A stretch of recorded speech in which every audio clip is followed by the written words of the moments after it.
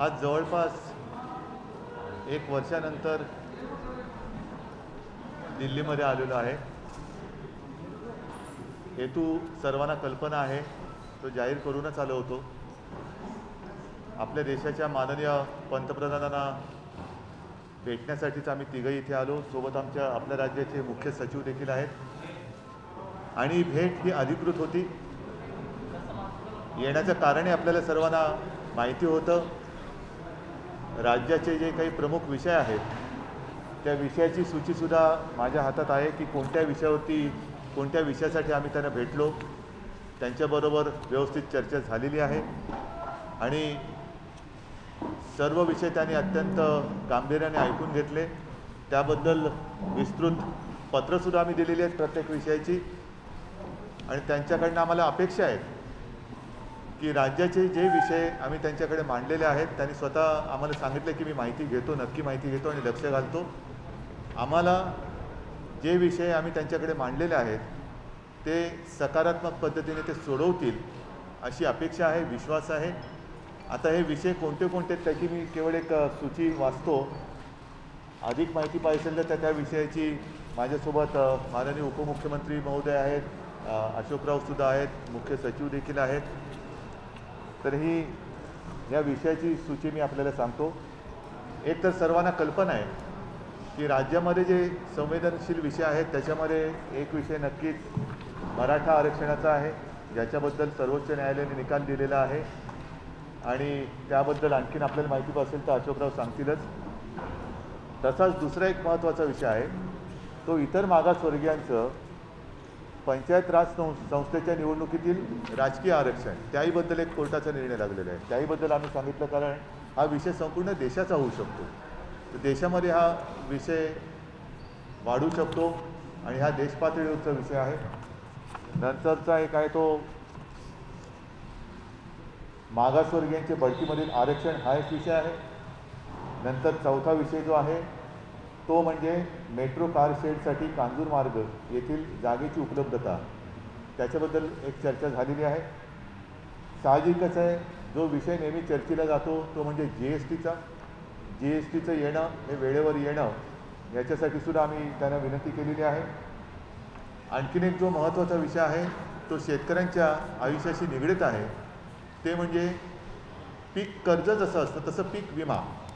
त्या विम्याबद्दल ज्या काही अटीतटी शर्ती आहेत, आपल्याला कल्पना असेल की महाराष्ट्रामध्ये बीड मॉडेल एक आम्ही केलेलं आहे, बीडचं मॉडेल। त्या अनुषंगाने त्याही सूचना आम्ही त्यांना सांगितलेत की आपण तशा सूचना आपण यांना द्याव्या प्रशासनाला। नंतर राज्यामध्ये बल्क ड्रग पार्क, त्या स्पर्धात्मक निविदेस मंजुरीसाठी हा एक विषय, त्याच्याबद्दल त्यांच्याशी बोललेलो आहे। महत्त्वाचा विषय जो मी किंवा आम्ही मुंबईमध्ये बोललेलो आहोत आणि तिथूनसुद्धा त्यांना विनंती केली होती, ती आज प्रत्यक्ष भेटून केली। गेले काही वर्ष आपल्याला म्हणजे महाराष्ट्राला जो किनारपट्टीचा भाग आहे तिथे चक्रीवादळं ही येऊन आदळत आहेत। एक 8-15 दिवसापूर्वीसुद्धा एक वादळ आपल्याला जेमतेम स्पर्श करून गेलं आणि त्यांनीसुद्धा नुसतं स्पर्श केला तरी मोठा दणका दिलेला आहे। तर अशा वेळेला जी मदत असते त्या मदतीचे निकष हे आता जुने झालेले आहेत। NDRFचे जे असतात नॉर्म ते बदलणं हे गरजेचं आहे, कारण ती मदत ही अपुरी पडते। राज्य सरकारने गेल्याही वेळेला निकष बदलून जे निकष आहेत NDRFचे त्याच्यापेक्षा अधिक मदत गेल्याही वेळेला केली, याही वेळेला केली, पण हे निकष मुळामध्ये NDRFचे बदलले गेले पाहिजे। 9वा विषय जो आहे तो 14व्या वित्त आयोगातील थकीत निधी, तो मिळण्यासाठी एक आहे शहरी स्थानिक संस्थांसाठी। तसंच 14व्या वित्त आयोगातील थकीत निधीची परफॉर्मन्स ग्रँटी, हा बोललो तोच विषय आहे। आणि आणखीन एक महत्त्वाचा विषय जो प्रत्येकाचे एक दिवस असतात, पर्यावरण दिन असतो, आणखीन काही दिन असतो, तसं आपल्याला सर्वांना कल्पना आहे की एक मराठी भाषा दिन असतो। तो मराठी भाषा दिन आल्यानंतर मराठी भाषेला अभिजात भाषेचा दर्जा मिळाला पाहिजे अशी तेव्हा एक तिकडे चर्चा होते। तर तोही जो प्रश्न केंद्र सरकारच्या दरबारी प्रलंबित आहे, त्याहीबद्दल आम्ही विनंती केलेली आहे की राज्य सरकारकडून बरीचशी माहिती दिली गेलेली आहे, आणखीन काही माहिती पाहिजे असेल तर तीही आम्ही देऊ, पण मराठी भाषेला अभिजात भाषेचा दर्जा देण्याबद्दल लवकरात लवकर आपण सूचना द्या। तर अशा सगळ्या विषयांवरती त्यांच्याशी विस्तृतपणाने चर्चा झालेली आहे आणि जसं मी म्हटलं की ह्या सर्व बाबतीमध्ये आम्ही पत्रसुद्धा दिलेली आहेत. त्यांनी सांगितलेलं आहे की मी याच्यात नक्की माहिती घेतो आणि लक्ष घालतो. तर आम्हाला आशा आहे, अपेक्षा आहे आणि विश्वास आहे की लवकरात लवकर त्यांच्याकडनं याच्या सर्व बाबतीत सकारात्मक निर्णय होतील.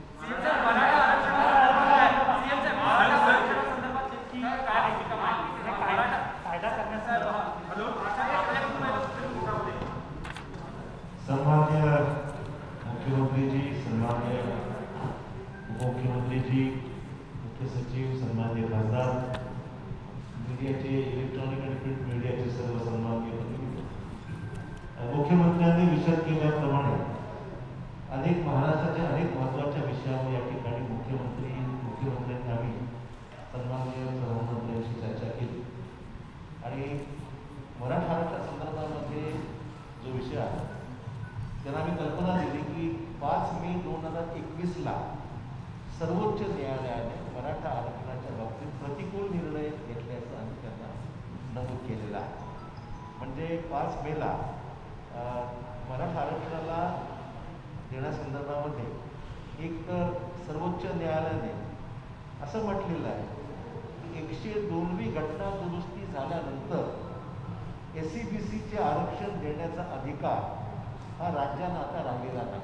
म्हणजे कुठल्याही राज्यांना या जजमेंटनंतर त्यांनी सांगितलं आहे की या जजमेंट स्पष्ट नमूद केलं आहे की घटना दुरुस्ती झाल्यानंतर अधिकार हा कुठल्याही राज्यांना एखाद्या समाजाचा बॅकवर्डनेस ठरवण्याचा किंवा त्यांना आरक्षण देण्यासंदर्भात निर्णय आता राज्यांना घेता येणार नाही. आणि दुसरं म्हणजे इंदिरा सहानीची जी मागची केस लॉ आहे तो लक्षात जर घेतला तर 50% आरक्षणाची मर्यादाही पार करता येणार नाही. हा 2 महत्त्वाचे विषय. आता त्याची बॅकग्राऊंड आम्ही त्यांना विस्तृत सांगितलेली आहे, परंतु हे 2 विषय या जजमेंटमध्ये सुप्रीम कोर्टच्या प्रामुख्याने हे समोर आलेले आहेत. त्या पार्श्वभूमीवर आम्ही पंतप्रधानांना विनंती केली की तुम्ही जे रिव्ह्यू पिटिशन केंद्राने जे दाखल केलेलं आहे सुप्रीम कोर्टामध्ये त्या जजमेंटमध्ये त्या रिव्ह्यू पिटिशनमध्ये केवळ राज्यांना अधिकार बहाल करण्यासंदर्भातला विषय हा तेवढा कामाचा नाही आहे. राज्यांना अधिकार असले पाहिजेत, राज्यांना एखाद्या समाजाचा बॅकवर्ड ठरवण्यावर इतपत अधिकार असले पाहिजेत त्यात आमची दुमत नाहीच आहे. परंतु फक्त अधिकार प्रदान करून उपयोग होणार नाही. जोपर्यंत 50% आरक्षणाची मर्यादा ही जोपर्यंत शिथिल करण्यात येत नाही, काढून टाकण्यात येत नाही, तोपर्यंत राज्याला अधिकार देऊन सुद्धा हा आरक्षणाचा मुद्दा मागे लागणार नाही. हा प्रामुख्याने आम्ही त्यांना सांगितलेला आहे. आणि म्हणून 50% आरक्षणाची मर्यादा ही शिथिल करावी अशा प्रकारचा युक्तिवाद हा सर्वोच्च न्यायालयामध्ये झाला पाहिजे, केंद्राकडूनही झाला पाहिजे. आम्ही सुद्धा समर्थन याचं करतो. आमचंही म्हणणं की आम्हाला राज्याला अधिकार असलं पाहिजे. परंतु त्याचा दुसरा महत्त्वाचा मुद्दा जो आम्ही नमूद केला की सुप्रीम कोर्टामध्ये हे रिव्ह्यू पिटिशन राज्यात रिव्ह्यू दाखल करणारच आहे. म्हणजे दिलीप भोसले सर्वोच्च न्यायालयाचे न्यायमूर्ती, माजी न्यायमूर्ती दिलीप भोसले यांच्या समितीचा अहवाल आलेला. त्या अहवालाच्या अनुषंगाने या जजमेंटच्या बाबतीमध्ये रिव्ह्यू पिटिशन दाखल करण्याची राज्यशासनाची भूमिका आहेच. परंतु हे करत असताना आम्हाला विनंती एवढीच करायची की आम्हाला अधिकार द्या. आम्ही हे निर्णय राज्याला घटना दुरुस्ती संदर्भातली किंवा जे काही झाल्यानंतर जो पेज निर्माण झालेला आहे त्या संदर्भातली पुढची पावलं ही केंद्राने उचलावीत. परंतु हे करत असताना आम्हाला अधिकार देत असताना 50% मर्यादा ही शिथिल करण्यात यावी हा त्यातला महत्त्वाचा भाग आहे. आणि मग हा फक्त जो काही मर्यादा घातलेली 50%ची तो फक्त मराठा समाजाची मर्यादा नाही आहे. म्हणजे इव्हन 27% राजकीय आरक्षण जे ओबीसीच्या बाबतीमध्ये सुद्धा सेट असं झालेलं आहे. दुसरा तोच मुद्दा आहे की 50%ची मर्यादा क्रॉस केल्यामुळे आरक्षणाची पॉलिटिकल आरक्षण घेता येत नाही हा तिथे मुद्दा आहे. आणि त्याला सांगितलं हा मुद्दा फक्त मराठा समाजापुरती नाही आहे, ओबीसीचा तोच मुद्दा आहे. आणि ओबीसीचा मुद्दा तर संपूर्ण देशामध्ये आता हा प्रश्न निर्माण झालेला आहे. त्यामुळे ओबीसीचा विषय असो, मराठा समाजाचा विषय असो, तुमचं रिव्ह्यू पिटिशन हे जोपर्यंत घटना दुरुस्ती होत नाही, म्हणजे ज्या पद्धतीने केंद्र सरकारकडे अधिकारात आलेले आपोआप या जजमेंटमुळे जे अधिकार आलेले आहेत, जोपर्यंत हे निर्णय जो सुप्रीम कोर्टाने दिलेला आहे तो सेट असाईड होत नाही तोपर्यंत सर्व अधिकार केंद्राकडेच आहे. आणि म्हणून आमची मागणी आहे की तुमच्याकडे आज अधिकार आले असताना तुम्ही हा निर्णय घ्या जेणेकरून मराठा समाजाला तुम्ही न्याय देऊ शकाल त्यासाठी आवश्यक असलेली कायदेशीर ती काही प्रक्रिया आहे. पण ती घटना दुरुस्ती करायची, जसं EWSमध्ये आपण घटना दुरुस्ती केली किंवा मग घटना दुरुस्ती करायची बाब असो किंवा बाकी जे काही कायदेशीर मार्ग असतील त्या बाबतीमध्ये मराठा समाज असो किंवा OBCच्या बाबतीमध्ये दोघांच्या बाबतीमध्ये तुम्ही सकारात्मक भूमिका घ्या आणि त्यातून तुमच्याकडे आलेला अधिकार जो आज आहे सुप्रीम कोर्ट जजमेंटमुळे त्यात आपली मदत राज्याला व्हावी अशा प्रकारची आमची मागणी आहे. आम्हाला अधिकार मिळणं आम्हाला आग्रह होईल, परंतु आम्हाला देत असताना मात्र इतर ज्या अटी आहेत त्या सुद्धा शिथिल झाल्या तर उपयोग होईल, वरना उपयोग होणार नाही हा त्यातला महत्त्वाचा मुद्दा आहे. आणि तुमच्याकडे जो पण अधिकार आहे तो पण हा विषय जनमानसामध्ये प्रक्षोभ वाढत चाललेला आहे सगळ्या प्रश्नामुळे आणि त्यामुळे हा प्रक्षोभ वाढू नये या दृष्टिकोनातून समाजाला न्याय दिला पाहिजे. मराठा आरक्षणाच्या बाबतीमध्ये महाविकास आघाडीने सकारात्मक भूमिका पावलं उचललेली आहेत. आम्ही सर्वांनी मिळून सभागृहामध्ये बिनशर्त पाठिंबा या मुद्द्याला आम्ही दिलेलाच आहे. या पार्श्वभूमीवर केंद्र सरकारने सकारात्मक भूमिका घ्यावी, हा प्रश्न मार्गी लावावा अशा प्रकारची विनंती आम्ही केंद्राला जोपर्यंत त्यांच्याकडे अधिकार आहे सुप्रीम कोर्ट निर्णयामुळे तोपर्यंत आपण हा निर्णय घ्यावा. या दिवशी अधिकार आमच्याकडे आम्ही पुढची प्रक्रिया पाहणार.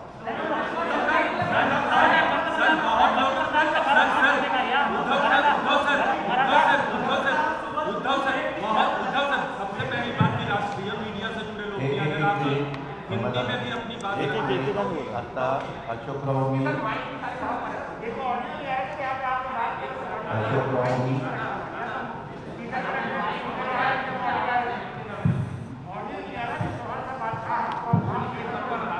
आता मुख्यमंत्र्यांनी एकूण जे 12 मुद्दे सांगितले ते आम्ही मुख्यमंत्र्यांच्या नेतृत्वाखाली प्राईम मिनिस्टर साहेबांना भेटलो.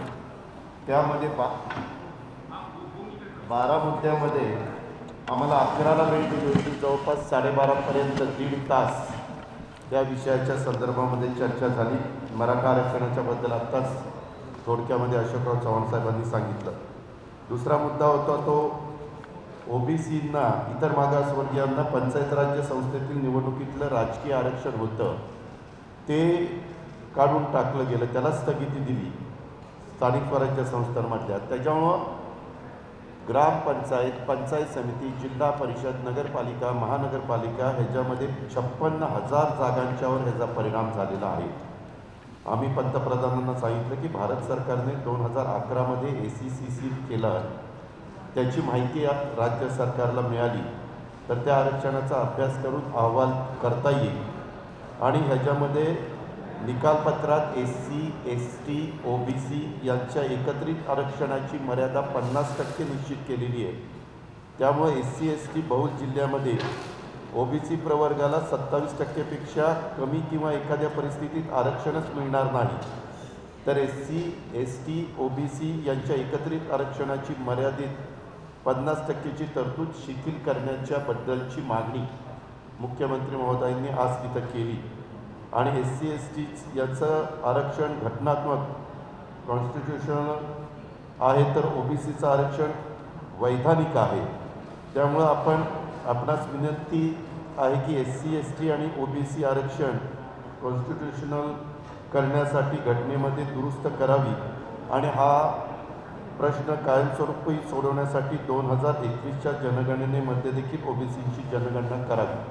हा एक महत्त्वाचा मुद्दा त्याच्यामध्ये होता. मागासवर्गीय पदोन्नतीच्या आरक्षणाच्या बद्दल सुप्रीम कोर्टाने आणि मुंबई हायकोर्टाने त्याच्याबद्दल आत्ता तिथं मॅटर चालू आहे, त्यांनी काही निकाल दिलेले. त्याच्यामुळं हा प्रश्न फक्त महाराष्ट्राचा नाही तर इतर अनेक राज्यांचा आहे. यासाठी संपूर्ण देशासाठी एकसारखं सर्वकष धोरण अवलंबण्यात यावं. या संदर्भात प्रलंबित याचिका लवकरात लवकर निकाली निघण्यासाठी केंद्र शासनाने सर्वोच्च न्यायालयाला विनंती करावी. मेट्रो कार शेडच्या संदर्भात आत्ताच मुख्यमंत्री महोदयांनी सांगितलं राज्यांना GST काउन्सिलमध्ये पण अनेकदा आम्ही हा मुद्दा उपस्थित केला. मुख्यमंत्री महोदयांनी पत्र व्यवहार पण केलेला आहे. तरी देखील महाराष्ट्राला 24,306 कोटी रुपये GST भरपाईपोटी मिळणे बाकी आहे. ते कोविडचं अभूतपूर्व संकट संपूर्ण देशावर आहे, सगळ्या राज्यांच्यावर आर्थिक दिलासा देण्याकरता हे पैसे जर लवकरात लवकर मिळाले तर त्याचा निश्चितपणे सर्वच राज्यांना उपयोग होणार आहे. महाराष्ट्राची रक्कम 24,306 कोटी.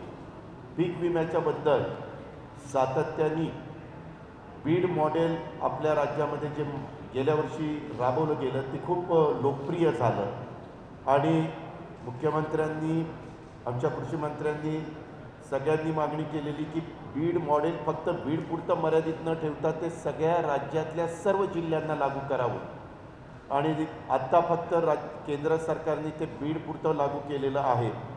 तर तो प्रस्ताव आम्ही कृषी मंत्रालयामध्ये दिलेला आहे. तर त्याच्यामध्ये हे मॉडेल जर आपण केलं तर त्याचा खूप चांगल्या प्रकारचा परिणाम होणार आहे. शेतकरी पण समाधानी होणार आहे. बल्क ड्रग पार्क स्पर्धात्मक निविदेच्या शर्ती आपण दिघी बंदराजवळ MIDCनं 250 एकर जागा निश्चित करून ठेवलेली आहे. ते बल्क ड्रग पार्क लवकरात लवकर महाराष्ट्रासाठी मंजूर करावं. 1000 कोटी रुपयाचं अर्थसहाय्य देखील त्याकरता द्यावं. हा पार्क सुरू झाला तर औषध निर्मितीस मोठं प्रोत्साहन मिळणार आहे आणि राज्य सरकारने हे बल्क ड्रग पार्कसाठी काही प्रोत्साहन देखील जाहीर केलेली आहेत. त्याच्यात केंद्राची पण सहकार्य जर राहिलं तर आणखीन ते चांगलं होईल. नैसर्गिक आपत्ती जे NDRF आणि SDRF ह्याचे निकष 2015 साली केले. त्याच्यानंतर महाराष्ट्रात नैसर्गिक चक्रीवादळ आलं, निसर्ग चक्रीवादळ आलं, दुसरं तोक्ते चक्रीवादळ आलं. त्यामध्ये मुख्यमंत्र्यांनी NDRF आणि SDRFच्या पेक्षा 3.5 पट जास्त शेतकऱ्यांना देण्याचा निर्णय घेतला आणि गव्हर्नमेंट ऑफ इंडियाचे नॉर्म्स बाजूला ठेवून अधिकची रक्कम महाराष्ट्र सरकारने त्याच्यामध्ये घातली. तर मुख्यमंत्र्यांनी आज त्यांना सांगितलं की 2015चे नॉर्म्स आता आपण 2021मध्ये आहोत, तर ते आता तुम्ही बदला. ते बदलण्याची नितांत गरज आहे आणि केंद्राने याचा विचार करून त्याच्यामध्ये मार्ग काढावा. तसंच गेल्या 5 वर्षामध्ये महाराष्ट्रामध्ये 4 वेळेला चक्रीवादळं आली आणि चक्रीवादळं वारंवार येत असल्यामुळं सिंधुदुर्ग, रत्नागिरी, रायगड, ठाणे, पालघर, मुंबई हा जो काही समुद्रकिनारा आहे या समुद्रकिनाऱ्याला काही गोष्टी अशा केल्या पाहिजेत की ज्या परमनंट झाल्या पाहिजेत. मुख्यमंत्र्यांनी त्याच्याबद्दलची बैठक घेतली आणि त्याच्यात अंडरग्राऊंड केबल, विद्युत वाहिनी ते टाकायला सांगितल्यात. स्थलांतरित नागरिकांना निवारे उभारणे, पक्के निवारे उभारायचे, किनारा संरक्षण भिंत बांधणे, ह्या पायाभूत सुविधा द्यायची गरज आहे. त्याला 5000 कोटी रुपये लागतात. आमचं म्हणणं की प्रत्येक वेळेस NDRF SDRFचे पैसे आणि काही राज्य सरकारचे पैसे हे कायमचं दुखणं दूर करण्याच्या करता गेले अनेक वर्षाचा अनुभव लक्षात घेऊन काय केलं पाहिजे त्याचा अतिशय चांगल्या प्रकारचा आराखडा आम्ही तयार केलेला आहे आणि तशा प्रकारच्या सूचना पण केंद्राकडनं आलेल्या होत्या. तर त्याला 5000 कोटी रुपयाची मदत ही द्यावी. तसंच 14व्या वित्त आयोगातील थकीत निधी मिळण्याच्या करता जो शहरी भागाकरता असतो त्याच्यामध्ये 2018-19 आणि 19-20 परफॉर्मन्स ग्रँट कामगिरी अनुदान त्याला म्हणतात. त्याच्याबद्दलचं संपूर्ण महाराष्ट्राला 14व्या वित्त आयोगातील थकीत निधी शहरी स्थानिकच्या करताचा आहे. तो 1444 कोटी 84 लाख रुपये अनुदान तातडीने मंजूर करावं. आपण तशा वित्त मंत्रालयाला सूचना द्याव्या असं मुख्यमंत्री महोदयांनी आणि हे केंद्र शासनाच्या गृहनिर्माण आणि शहरी व्यवहार मंत्रालयाकडे सगळं प्रस्ताव आमचे आलेले आहेत. युटिलायझेशन सर्टिफिकेट पण आम्ही भारत सरकारकडे पाठवलेला आहे.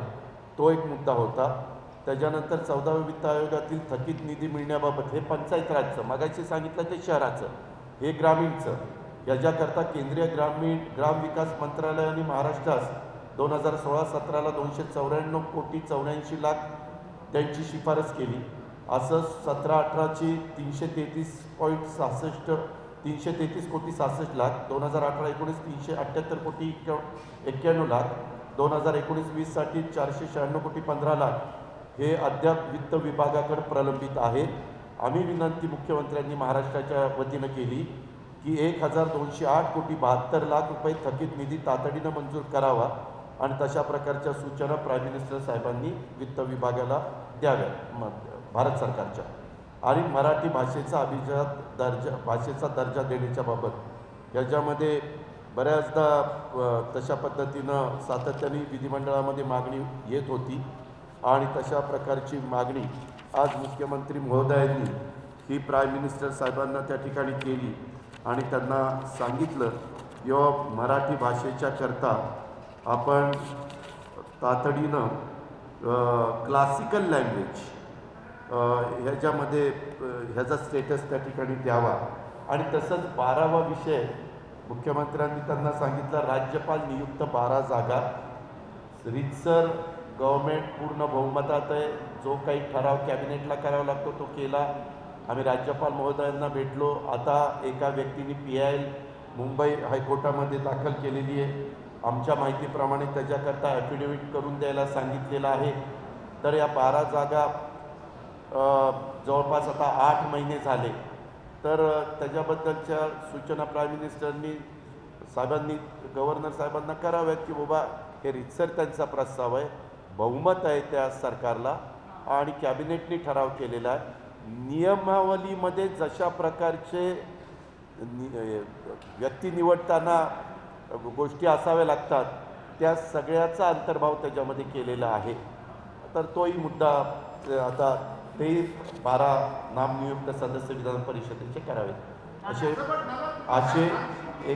असे 12 मुद्दे पंतप्रधानांना मुख्यमंत्र्यांनी आणि आम्ही सगळ्यांनी सांगितले.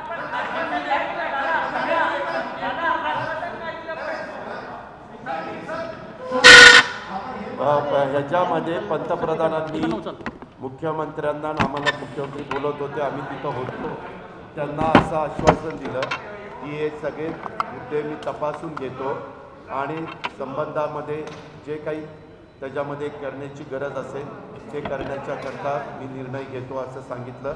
चर्चा अशी अतिशय समाधानकारक झाली.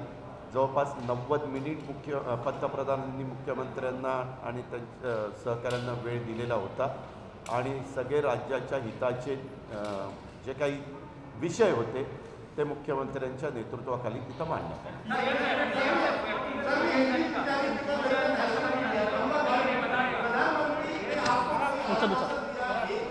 एक मिनिट मगाशी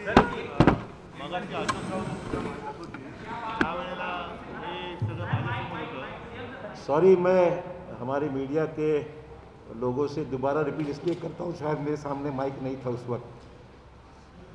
आज मराठा आरक्षणाच्या संदर्भामध्ये जे महत्त्वाचे मुद्दे आज पंतप्रधानांना सांगण्यात आले त्यामध्ये सर्वोच्च न्यायालयाने मराठा आरक्षणाच्या विरोधामध्ये निर्णय दिलेला आहे.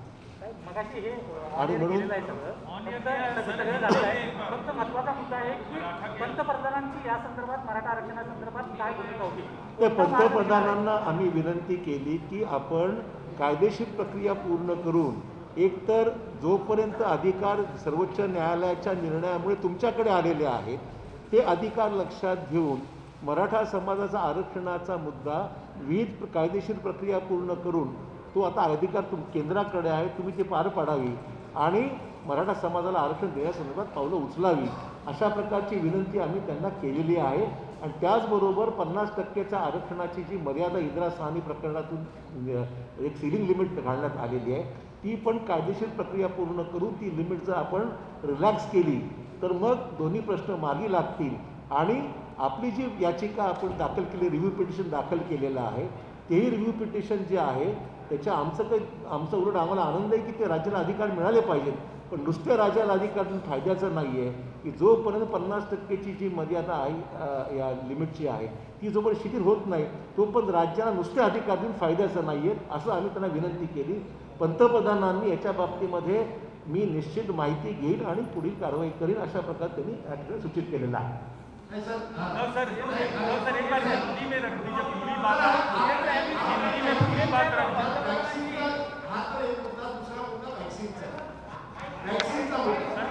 प्रधानमंत्री ने अपने भाषण में कहा कि अब सेंटर पूरा प्रोक्योरमेंट करेगा और 25% प्राइवेट हॉस्पिटल को जाएंगे. वही राहुल गांधी ने कहा है कि प्राइवेट हॉस्पिटल को भी सब कुछ फ्री देना चाहिए.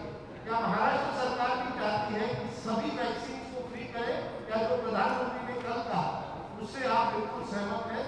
आप किस तरह से देख रहे हैं जो प्रधानमंत्री ने कल कहा? क्योंकि उन्होंने कहा कि राज्य सरकार के दबाव में आकर उनको पहला निर्णय करना पड़ा मई 1 का और उसके बाद अभी निर्णय को दे रहे हैं क्योंकि आपने अपना मन बदल दिया.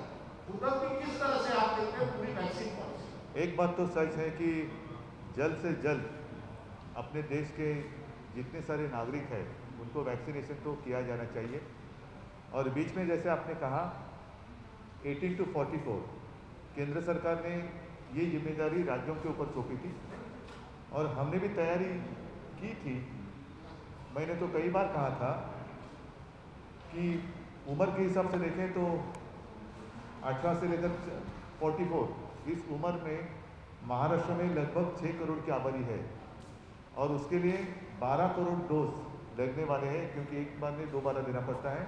तो उसके लिए हमने पूंजी भी तैयार रखी है और जब भी वैक्सीनेशन हमने शुरुआत भी की थी, लेकिन उसका जो सप्लाई है वो ठीक नहीं रहा, बीच में खंडित होते रहा। और कल प्रधानमंत्री जी ने सारी जिम्मेदारी फिर से एक बार केंद्र के ऊपर ली है, तो स्वाभाविक है हम उनको धन्यवाद देना चाहते हैं और अपेक्षा करते हैं कि बीच में जो सारी रुकावटें आ रही थी वो रुकावटें अब दूर हो जाएगी और जल्द से जल्द सिर्फ महाराष्ट्र ही नहीं, अपना पूरा हिंदुस्तान और उसके नागरिक हैं उनको पूरा टीकाकरण हो जाएगा। सर उसको सबको फ्री देना चाहिए, जैसे राहुल गांधी ने कहा है कि सबको फ्री देना चाहिए। नहीं, सबको फ्री मिलना चाहिए तो उनका अधिकार और ज़रूरत। आज अगर कोविड से बाहर निकलना है तो तुरंत वैक्सीनेशन की ज़रूरत है। फ्री देना तो अच्छी बात है, लेकिन अगर कुछ मान लो कि कुछ लोग लेना चाहते हैं तो ले सकते हैं, जैसे कि वो सब्सिडी की बात हुई थी बीच में। पंतप्रधानांची तुमचं काही व्यक्तिगत बोललं काही व्यक्तिगत भेट झाली का? काय म्हणाला? व्यक्तिगत भेट झाली का? आमची व्यक्तिगत भेट झाली ना। शासकीय नाही, एक महत्त्वाचा मुद्दा असा आहे की आम्ही तिघही समाधानी आहोत, कारण आजच्या आमच्या भेटीमध्ये कुठेही राजकीय अभिनिवेश नव्हता। अत्यंत शांतपणाने आणि समजूतदारपणाने जेवढे मुद्दे आम्ही मांडले ते त्यांनी शांतपणाने ऐकून घेतले। त्याच्यात आम्ही जसं आता अजितदादांनी सांगितलं, अशोकरावांनी सांगितलं, त्या विषयाबद्दल भूमिका नुसत्या मांडल्या नाही तर त्यांना पत्रसुद्धा दिलेली आहे आणि म्हणून मला विश्वास आहे की ज्या पद्धतीने त्यांनी आमचं ऐकून घेतलेलं आहे, समजून घेतलेलं आहे, ते ऐकून बघितल्यानंतर यामध्ये त्यांनी जसं सांगितलं की मी पूर्ण माहिती घेतो, लक्ष घालतो, तर आम्हाला नक्की विश्वास आहे की काही ना काहीतरी मार्ग निघेल।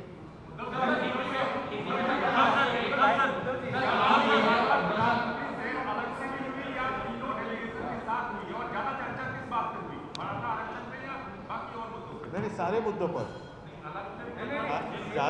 ज़्यादा और कम ऐसी कोई बात नहीं, विषय के अनुसार चर्चा हुई है, तो ऐसे नहीं कहा जा सकता कि इस विषय पर ज़्यादा बात हुई, इस विषय पर छोटी बात हुई।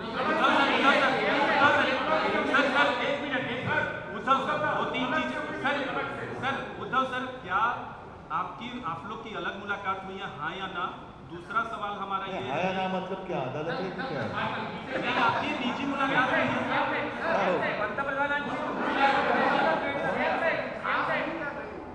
नहीं, हाँ या ना का मतलब क्या, अदालत से बात हुई है? आप प्रतिनिधिमंडल के साथ मिले हैं या सुनो, ऐसा है कि ये बात कभी मैंने छुपाई नहीं और छुपाने की आवश्यकता नहीं।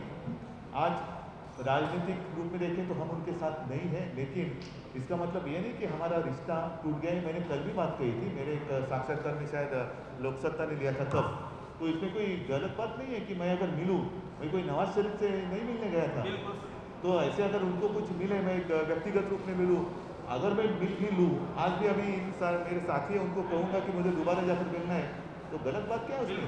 बिल्कुल सर, मराठा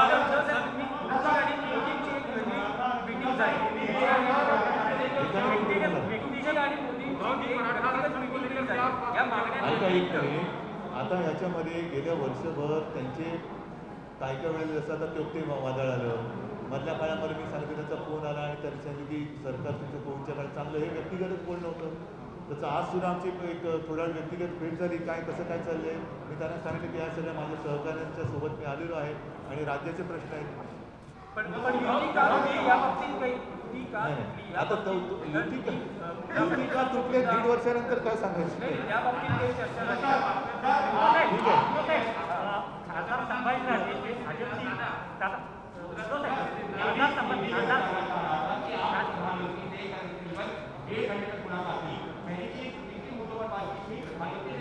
अरे भाई साहब, जैसे अभी सारी बातें बताई, मैं एक बार फिर से पढ़ता हूँ, शायद आपको चाहिए तो।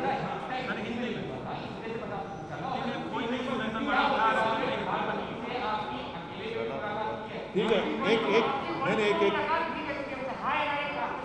मिनट, मैं आपके लिए जानना चाहता हूँ आपके अकेले ठीक है, आपण रिपीट धन्यवाद। बातमी मागची बातमी म्हणजे